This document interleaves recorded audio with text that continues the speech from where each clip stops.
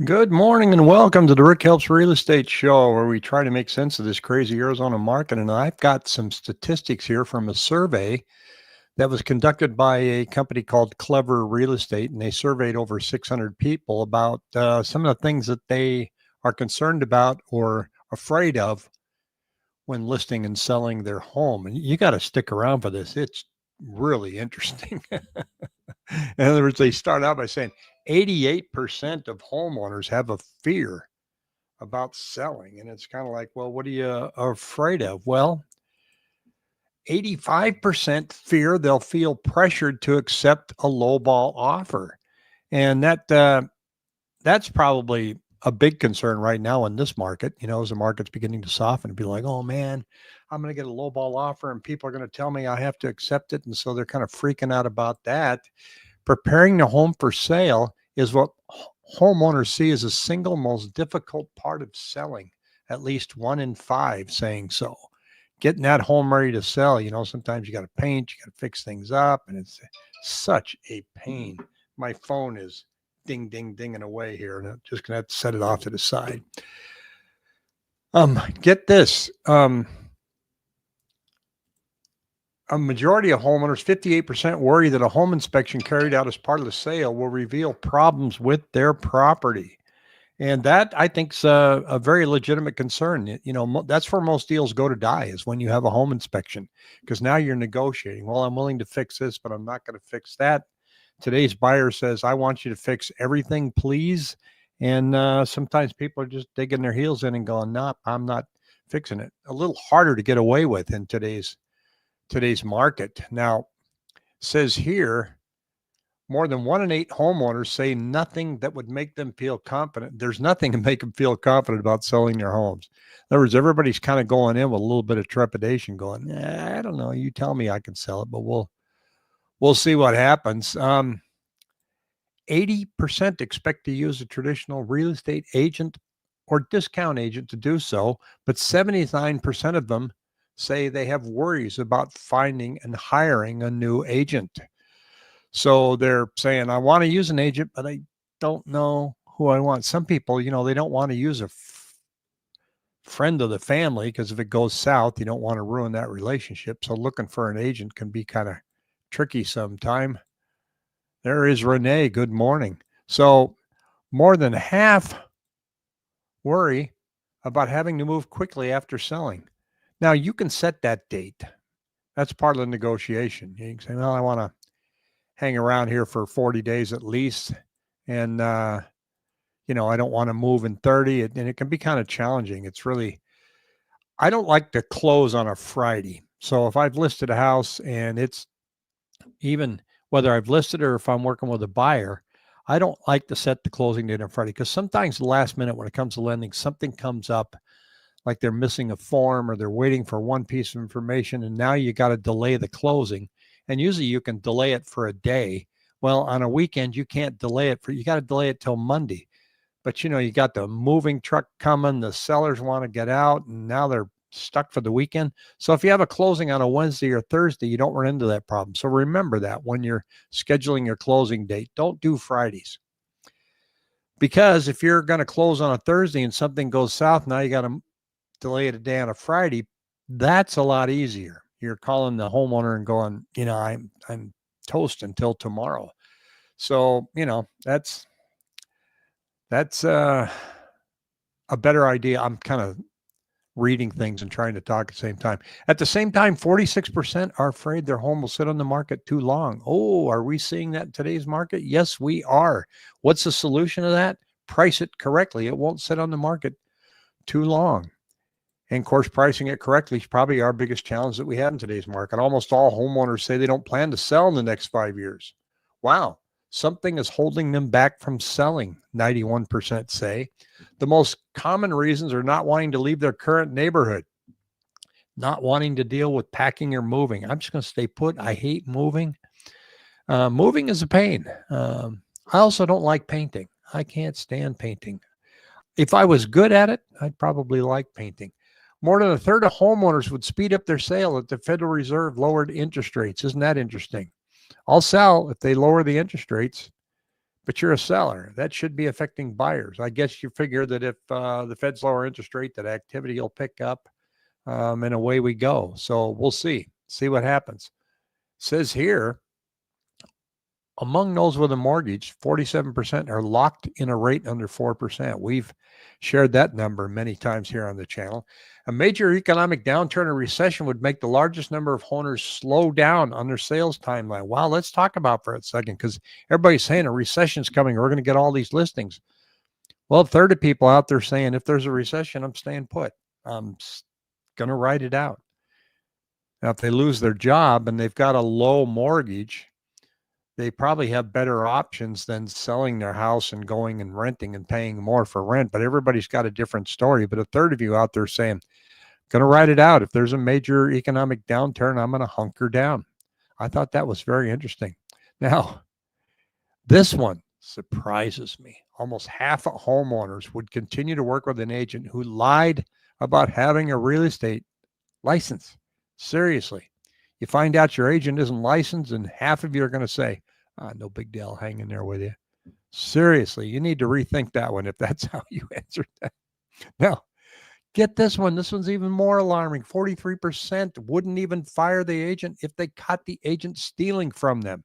How long would it take you to fire that agent? They'd be out so fast. Oh, you stole it. You put it back. We'll just, never mind. We'll just let it go. How about this? 40% of homeowners wouldn't go through the sale if they didn't like the buyer, even if the offer was significantly more than expected. Folks, this is math, not emotions. Don't get into that bucket. If you don't like the buyer, you're getting money for your house. Just move on. And I've seen that. I don't like that guy. I'm not doing it. And I just shake my head on that. Here's an interesting one here. Let's see if I can find it. I'm getting a little lost here. So nearly a third of homeowners would rather take a below asking offer price than sell their home to their ex at the asking price. That's a nasty divorce. I'd like to buy your house, dear. Nope. Well, I want to give you your asking price. Nope. I'd rather sell it to somebody for a discount than sell it to you. More than 1 in 8 would take their home off the market if they learned their ex was considering buying it. There's some bitter divorces out there. You're going to buy my house? Forget it. I'm delisting it. When asked about, get this thing up there, emotions tied to selling the home, nearly half say they feel sad about leaving or stressed out about the logistics of moving. Depends on how long you've lived there. A large number are worried that the buyer of their home will insist on a lot of concessions. 72% will back out of the deal at the last minute. We are seeing a lot of that. There is a lot of people with the concessions now saying, I'm not going to give you all that you're asking for. That's a bit too much. Now, they kind of put this in a little bit of a graph here to show you what's going on. The light blue part is I feel pressure about accepting a lowball offer. Very concerned to 54% of you. 31% are somewhat concerned, and that's how this all kind of lines up. Home prices will rise significantly right after I sell, say 15% of you. You can't time the market that close. My home will fail to appraise for the agreed upon sales price. 14% of you are worried. 40% of you are somewhat concerned. Those are legitimate concerns. So what we're seeing out there is selling a home is not easy. And there's a lot of different factors that kind of keep you up at night. That's why you need to find an agent that works with you and understands that anxiety. And do me a favor and raise the bar a little bit and fire that turkey if they steal from you. That number is just sticking right here in my head, and I can't believe it. I had some news come across this morning on my email, and it's like, wow, really? Rocket Mortgage is acquiring Redfin for $1.75 billion. Now, there was a lawsuit out there against the Jason Mitchell Group saying that they were colluding with Rocket Mortgage and that they were getting kickbacks and all this stuff because the CFPB was suing him. And it sounds like that's going to go away because the CFPB is getting pared back down and going away. I hope it goes completely away. It's the Consumer Protection Bureau. But yet now you got that same mortgage company buying a huge brokerage. So I don't know how this is going to work. There's some things here. It says Rocket and Redfin have a unified vision of a better way to buy and sell homes, said Rocket CEO. Redfin has been struggling with financial losses and layoffs, but the acquisition could help the company better compete with other home search portals. Hello, Zillow. Together, we're able to do stuff they've only dreamed about before, said Glenn Kelman. It kills me how much money they've been losing. They've been losing a lot of money. But it says here, together we will improve the experience by connecting traditionally disparate steps of this search and the financing process with leading technology, remove friction, reduce costs, and increase value. And they're saying that you can get pre-qualified on the same day. Now, I caution you on that just a little bit because, yeah, you can get pre-qualified and they're going to give you a rate, but what are the fees for that rate? So you get a hold of a company like that and you go, hey, what's your rate today? And they're going to spit it right out. Whereas a mortgage broker is going to go through a whole list of mortgage companies, but more importantly, they're going to do a deep dive into your financial situation. What's your debt to income ratio? What's your credit score? How much are you putting down? All of that. When you just get a quick pre-qualification, same day, boom, here you go, you're qualified. They haven't dived into your real finances and done a big search. I mean, I've seen sometimes where you can save like $7,000-8,000 by just breathing, giving yourself a little breathing room and looking and shopping for a mortgage and letting the mortgage broker shop for your mortgage instead of you going through all that. So they're saying that they think they're going to streamline all that. I don't know. This is going to happen. Good morning, Cassandra. This is supposed to happen later on this year. Redfin employs about 4,000 people. Their revenue grew by 7% last year, but get this, they had a net loss of $164.8 million. But they only lost $130 million in 2023. Its stock has fallen more than 30% in the past month. Now, I haven't checked the stock this morning to see what's going on. I'm assuming maybe it went up a little bit. They got rid of their iBuying program. These companies couldn't figure out how to buy a house and then sell it for more. It kills me that Open Door was losing money in 2020 and 2021 when you could buy a house and turn around and sell it in 30 days for 30 grand more. And they were losing money. And I was asking myself at the time, if they're losing money today when real estate's going up at unprecedented levels, how are they going to make money if things just simply flatten out? Well, newsflash, things flattened out and they're losing their shirt. They're losing money like crazy. So I'm going to be watching this and see what happens here when with a major mortgage company, excuse me, like Rocket buying Redfin. The tech industry right now is trying to integrate everything. The hardest thing to integrate is title. You've got a mortgage company, you've got a real estate company, and then you're going to merge it with the title company. What does Redfin have that you can't do anyway? I mean, you can go out and search for homes on just about any portal that you have out there.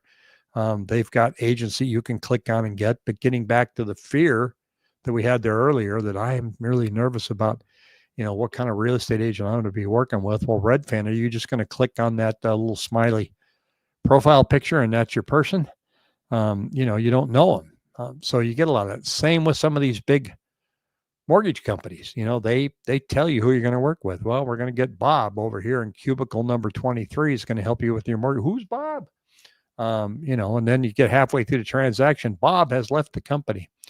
I had a good friend that was working with, I think it was Navy Federal. No, it was USAA. He was getting a VA loan. And 5 days before he's supposed to close, his loan officer's gone. Not answering emails, text messages, phone calls. Nobody knew where he went. He had to go get another loan. They just left. That's why having a relationship with your mortgage officer is very important. Don't leave me. Answer your phone. I had a mortgage guy once and it was a small transaction, but he would never answer his phone until 5 o'clock on Friday. I finally did some digging and found out he worked full time at AT&T. And he was also a mortgage loan officer with People's Mortgage. And he'd call me Friday at 5 o'clock. How's it going, Rick? And I would say, seriously? I've sent you 17 emails. I've texted you 8 times. You call me today on a Friday and ask me how it's going? When are we closing? That thing was delayed 2 weeks. Found out he was part-time. I confronted him on it. He denied it. And needless to say, I told him, I'm throwing your name out. I see a mortgage come across with you, a pre-approval. I'm not taking it. So I hope you found that information funny, interesting. If you're thinking about listing, there's a lot of things there that you're concerned about that people can help you with. And some of it is, it's kind of perpetuated by the news. Oh, I really worry about this. I worry about that. Moving is stressful. I can't erase that for you. Packing and moving is tough. Getting prepared well in advance before you list your home helps take some of that pressure away. Don't decide today in March that you want to sell on the 1st of April. Now you're doing nothing but just running and trying to fix things. Take a long-term view of it and say, I want to sell in May.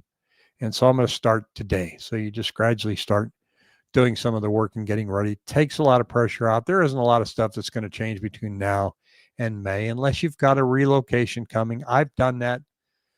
I moved 3 times with a corporate relocation. Now, the easy part for me on a corporate relocation was they moved me. They came and showed up and packed everything up for me, and off they went. It was sweet, except for the one time when I moved from California, Los Angeles area, to Albany, New York. These movers were dreadful. They took, get this, a socket set that I had and put it in the same box as my wife's china. It didn't break anything, but she never got over that. They packed and they stole my camera equipment. I was into black and white photography, developing, taking portraits of my kids and stuff. They ripped it off. Now they paid me. I went to a used camera show in Albany, New York, and replenished it and everything. But this was a big national moving company. Now, when I moved from Albany, New York to Rochester, they did what's called a white glove move. They had a supervisor calling me every hour. Rick, how's the move going?